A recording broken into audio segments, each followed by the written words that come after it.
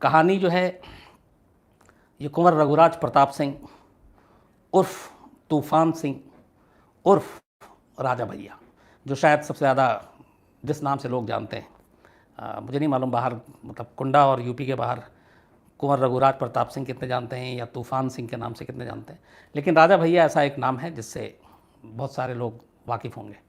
और वैसे भी यूपी में अपना जो भैया और भाई शब्द है वो बड़ा पॉपुलर भी है। तो दिखने में भी स्मार्ट, रॉयल फैमिली, लेकिन एक ज़माने में कहते हैं कि यूपी पुलिस में बाकायदा हिस्ट्री शीटर के तौर पे नाम दर्ज था, न सिर्फ राजा भैया का बल्कि राजा भैया के पिता का भी, उदय प्रताप सिंह। तो कहानी आज राजा भैया की है। शुरुआत से लेके किस तरीके से शुरुआत हुई, किस तरीके से राजा भैया, पहली बार राजा भैया का नाम क्यों सामने आया और आखिर राजा भैया है क्यों। और एक ज़माने में यूपी के बहुत दिग्गज नेता कल्याण सिंह, जो अभी राजस्थान के गवर्नर हैं, तब वो मुख्यमंत्री हुआ करते थे यूपी के, और उन्होंने क्यों कहा था कि ये कुंडा का गुंडा है।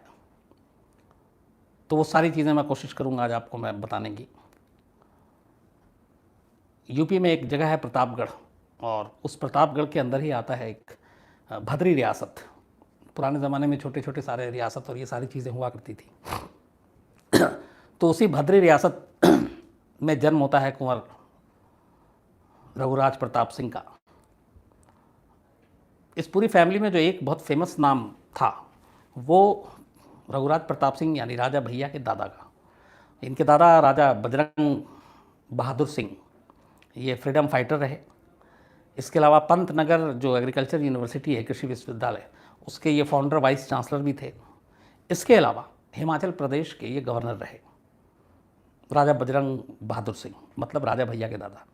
तो ये उनका मतलब औरा था, ये उनका कद था दादा का। फिर कहते हैं कि राजा बजरंग बहादुर सिंह ने उदय प्रताप सिंह को गोद लिया था। उदय प्रताप सिंह मतलब जो राजा भैया के पिता हैं। और उसके बाद फिर राजा भैया का जन्म हुआ।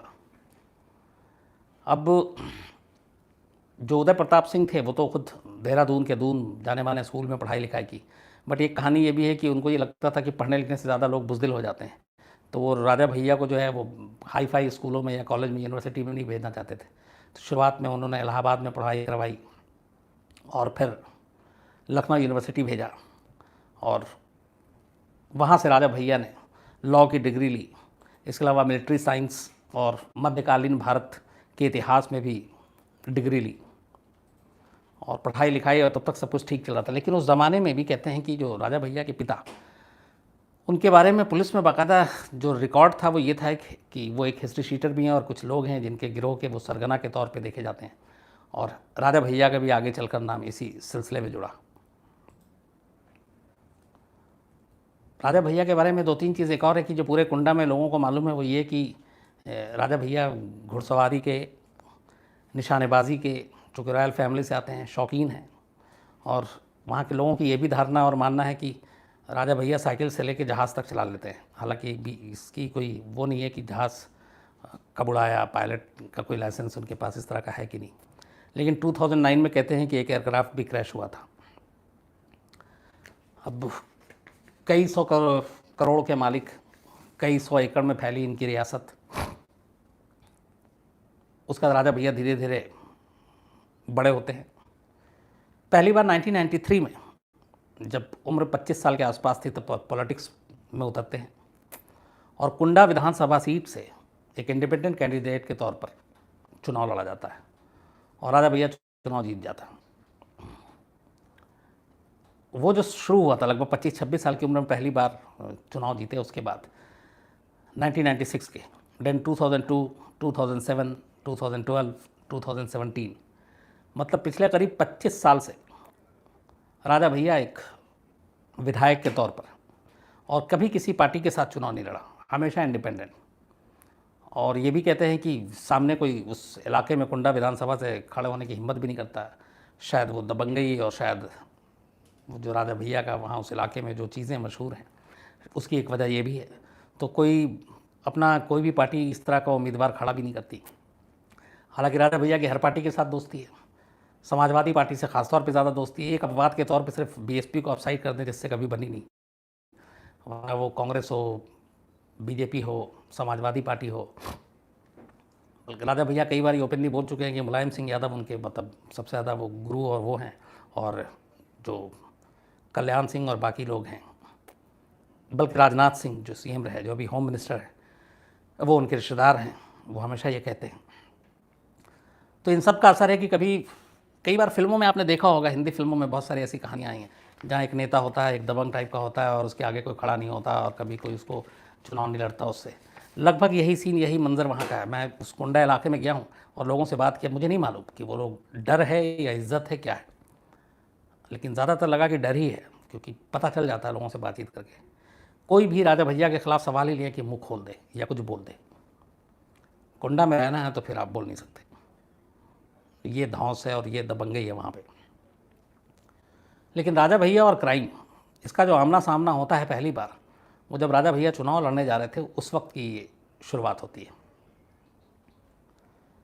उस वक्त कुंडा में करीब 2 गुटों में कुछ झगड़ा हुआ, 20 के आसपास घर जला दिए गए, 3 लड़कियों के साथ रेप होता है।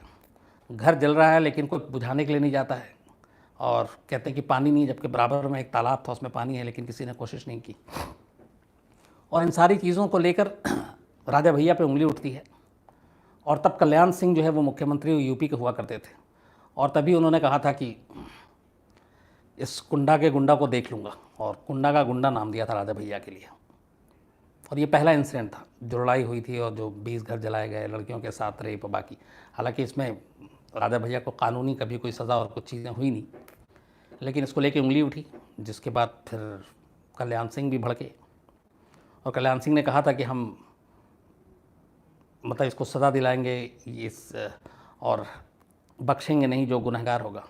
लेकिन कमाल देखिए राजनीति का कि 1 साल के बाद वही कल्याण सिंह जिन्होंने रहा इसको कुंडा का गुंडा कहा था, अपनी ही सरकार में राजा भैया को मंत्री बना देते हैं साल भर के अंदर।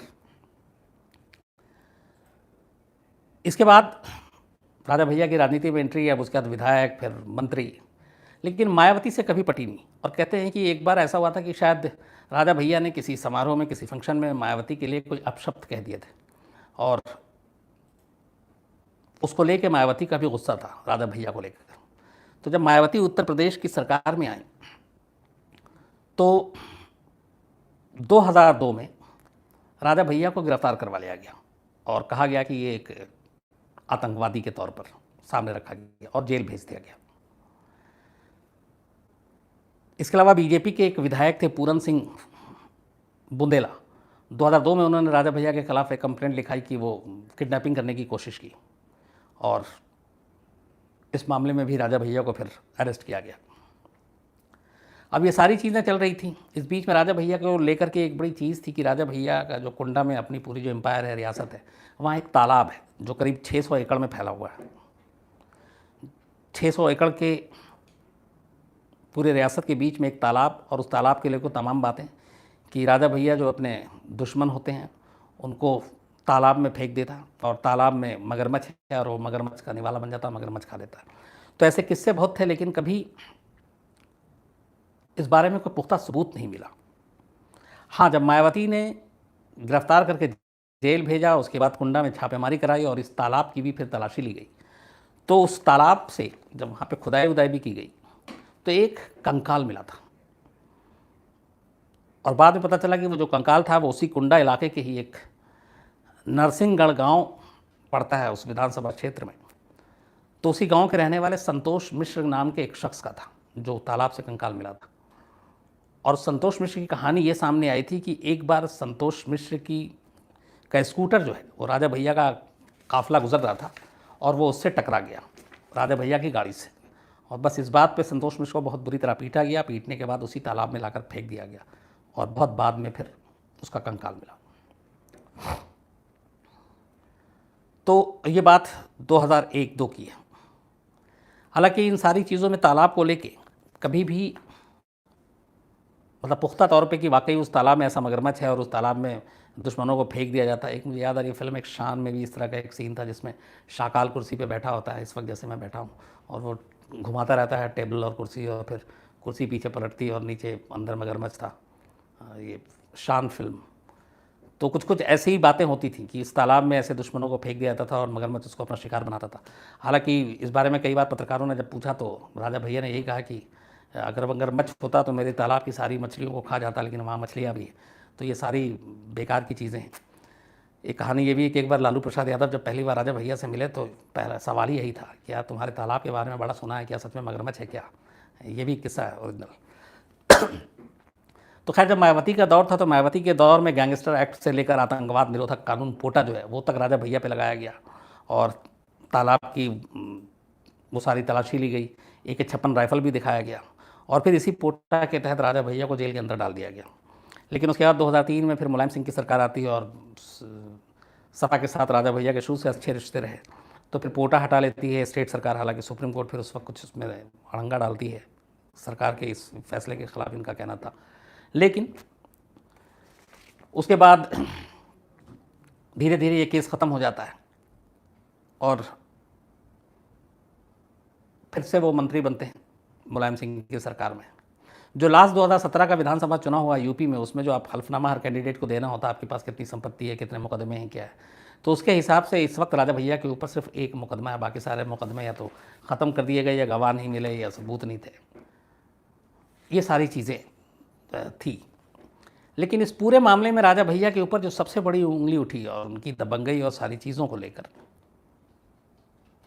वो थी डिप्टी एसपी के कत्ल को लेकर। और कुंडा में एक तैनाती हुई थी डिप्टी एसपी की, उनका नाम था ज़ियाउल हक। और वो कुंडा में वैसे भी ये कहते हैं कि चाहे पुलिस अफसर हो या कुछ, जहाँ से कहते हैं कि कुंडा की सीमा शुरू होती है, सरहद शुरू होती है, वहाँ से राज्य सरकार के कानून ख़त्म हो जाते हैं और फिर वहाँ से राजा भैया का कानून चलता है। ये उस इलाके में बहुत ओपन सीक्रेट है ये, कि फिर कुंडा की सीमा में वही होता है जो राजा भैया चाहते हैं। उनकी जो वहाँ पे हवेली है उसमें बाकायदा अदालत लगती है, वो बैठते हैं, लोगों की सुनते हैं और ये भी है कि उन सब का फिर फैसला करते हैं, निपटारा करते हैं। कई बार मीडिया ने पूछा तो कहा कि मैं लोगों से ये कहता हूँ कि तुम कोर्ट जाओगे 10, 15, 20, 30 साल लगेंगे, तो अगर तुम लोग मेरी बात मानते हो और सही है तो फिर यही फैसला हो जाएगा। तो वो फिर चाहे घरेलू झगड़ा हो, सास बहू का झगड़ा हो या फिर ज़मीन का झगड़ा हो या फिर किसी की शादी का झगड़ा हो या फिर किसी के कब्ज़े का मामला हो, मारपीट का हो, वो सारे झगड़े फिर राजा भैया वहाँ पे निपटाते हैं। और उस इलाके में एक ये भी है कि जब राजा भैया गुजरते हैं तो लोग कमर तक झुके होते हैं।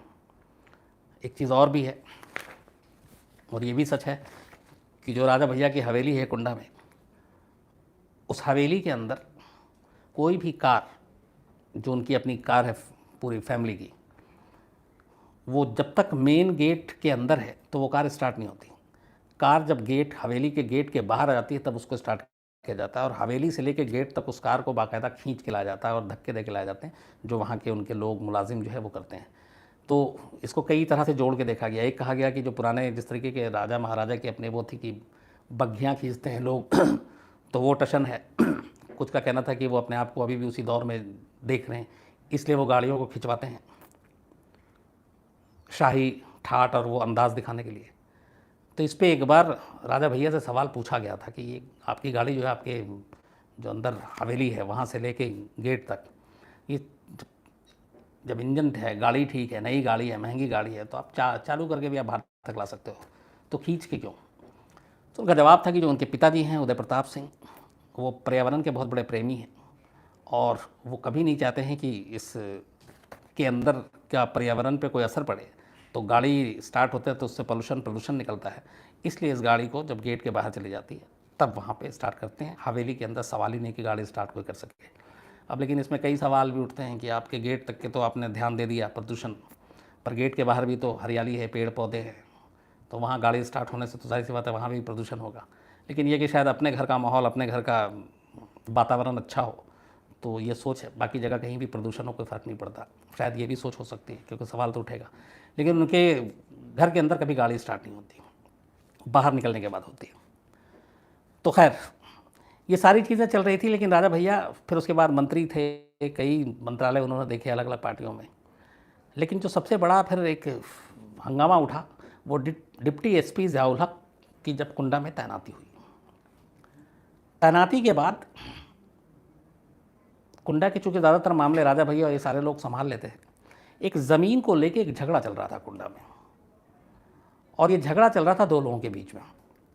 एक गांव बल्लीपुर के प्रधान थे नन्हेलाल यादव और दूसरे थे बबलू पांडे, और ये दोनों ही राजा भैया के नज़दीकी थे।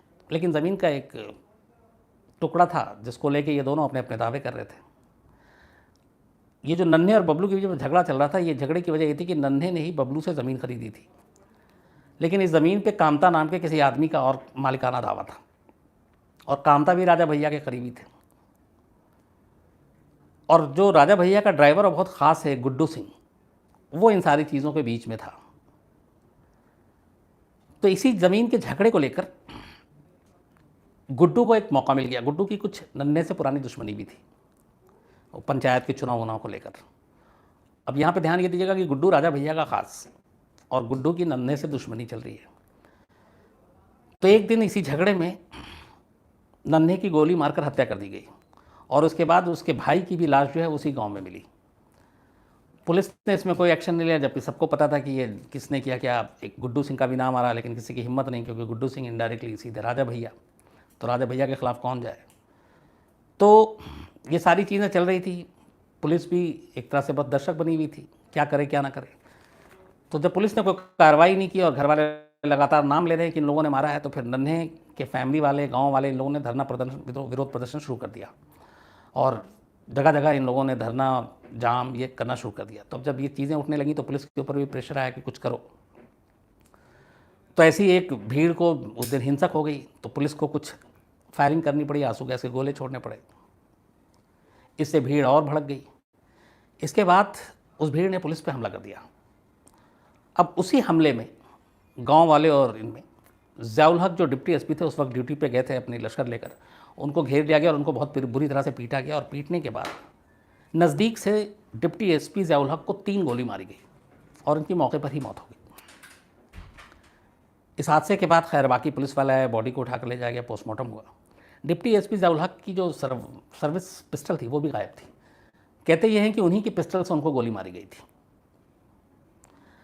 अब ये सारी चीज़ें हुई। उसके बाद जो इनकी वाइफ थी डिप्टी एसपी की, फिर वो आई सामने और उन्होंने बताया कि चूँकि अब कौन बोले वहाँ पे किसके खिलाफ, तो उन्होंने बाकायदा नामजद एफआईआर लिखाया और कहा कि इस हत्या में ये लोग शामिल हैं, और इसमें ख़ासतौर पर राजा भैया के जो ये ड्राइवर या क्लोज गुड्डू का नाम आया, और भी 5 लोगों का नाम आया, और इस साजिश के पीछे राजा भैया का नाम एफआईआर में दर्ज किया गया।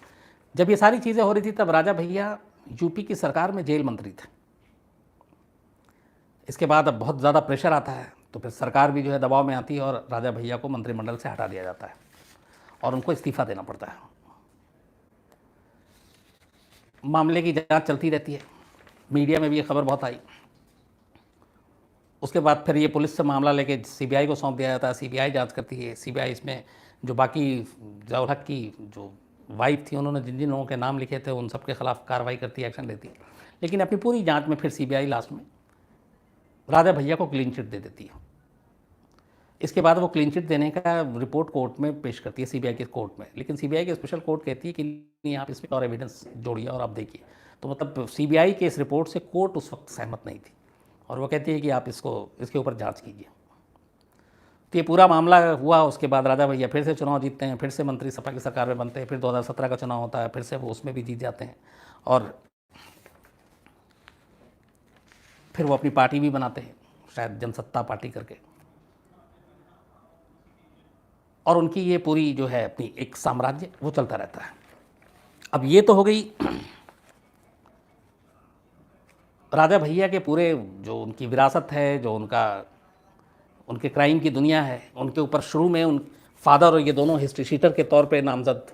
लेकिन धीरे धीरे करके बहुत सारे ऐसे मामले थे, ऐसे केसेस थे। कहते कि बहुत सारे तो कुंडा में ऐसे केसेस हैं जो कभी पुलिस तक पहुँचे नहीं, क्योंकि कुंडा में ये भी है कि जब आप एक तो सरकार में हो, मंत्री हों, तो आपके इलाके में जो पुलिस और प्रशासन होती है वो आपकी मर्ज़ी के बिना वहाँ ना किसी की तैनाती होती है, ना कोई वहाँ पे कोई बाहर से आता है। आलम ये था कि एक बार जब ये बांदा की जेल में बंद थे राजा भैया, तो कहानी ये कि उस जेल में जब ये बंद थे तो वहाँ के जेलर और बाकी स्टाफ, कई लोग जानबूझ के छुट्टी लेकर चले गए थे। किसी ने कुछ बीमारी का बहाना बनाया, किसी ने फैमिली में कुछ प्रॉब्लम का बहाना बनाया। वो लोग नहीं चाहते थे कि जेल में हो और राजा भैया को कुछ गुस्सा हो या कुछ नाराज़ हो जाएं और उसके बाद फिर उन्हें पछताना पड़े। तो एक तो खुद वो जेल मंत्री रहे थे राजा भैया, लेकिन उसके बावजूद बांदा जेल में हालत ये थी कि उनके जेल से आते ही जेलर और तमाम लोग खुद ही छुट्टी लेकर भागना चाहते थे। अब एक जिसके ऊपर दबंगई और ये सारी चीज़ें रही है वो खुद जेल मंत्री भी रहा, लेकिन यूपी के जेल की हालत आपको पता ही है, बीच बीच में स्टिंग और ये सारी चीज़ें आती रहती हैं, वहाँ मोबाइल से लेकर आपको सारी ऐशो आराम की चीज़ें उपलब्ध हैं। अब जाहिर सी बात है जब राजा भैया जैसे जेल मंत्री होंगे, जिनका जेल जाना आना लगा रहा काफ़ी टाइम तक, तो फिर वहाँ की हालत क्या होगी हम आप बेहतर समझ सकते हैं। फिलहाल ये है कि 25 साल हो गए, 25 साल से राजा भैया को आज तक कोई हराने वाला नहीं आया, राजा भैया के सामने कोई खड़ा भी नहीं होता वहाँ पे। ये उनका की दबंगई और ये उनका वहाँ पे एरिया में जो भी आप इसको जैसे भी आप लें तो, और हर पार्टी लगभग अपने अपने राजनीति में फ़ायदा उठाती, तो हर पार्टी उठा रही है फ़ायदा। सिर्फ एक बीएसपी है जिसके साथ रिश्ते बड़े कड़वे हैं, इसलिए कभी राजा भैया उसके करीब गए नहीं, वरना बाकी हर पार्टी में उनके बड़े अच्छे रिश्ते हैं। सरकार किसी की भी बने, राजा भैया जाहिर सी बात है मंत्री होंगे, क्योंकि एक तो विधायक ही हैं, हारते तो है नहीं। तो अब फिर ये चुनाव है, इस चुनाव में भी जाहिर सी बात ये लोकसभा का है, लेकिन राजा भैया का अपने इलाके में तो असर है ही है, तो हर पार्टी जो है उनके आगे बिक जाती है, सपोर्ट मांगती है, मदद मांगती है। तो ये सारा चल रहा है, लेकिन कुंडा में आज भी, अब चाहे वो कल्याण सिंह का हो कि ये कुंडा का गुंडा हो, लेकिन अब चीज़ें बदल गई हैं। 25 साल से एक शख्स लगातार विधायक है और आज भी उसका वहाँ पे औरा कायम है, और राजस्व भैया की जो है अभी भी वहाँ पे पूरे इलाके में तूती बोलती है। तो ये थी पूरी कहानी राजा भैया की, और इसमें अभी जो लास्ट मतलब अगर कानूनी उसके हिसाब से देखें तो 2017 के हिसाब से फ़िलहाल एक केस है जो पेंडिंग है। बाकी जितने भी जो शुरू में हत्या से लेके किडनैपिंग से लेके सारे केसेस थे, तो एक तो बहुत ओपनली ही उस वक्त मुलायम सिंह जब मुख्यमंत्री थे उन्होंने कहा था कि ये राजनीतिक दुश्मनी की वजह से ज़्यादातर केस लगा कर ये सब कह के वो सारे केसेस ख़त्म कर दिए गए थे। तो फिलहाल अभी कहते हैं कि एक केस है। तो ये थी कहानी।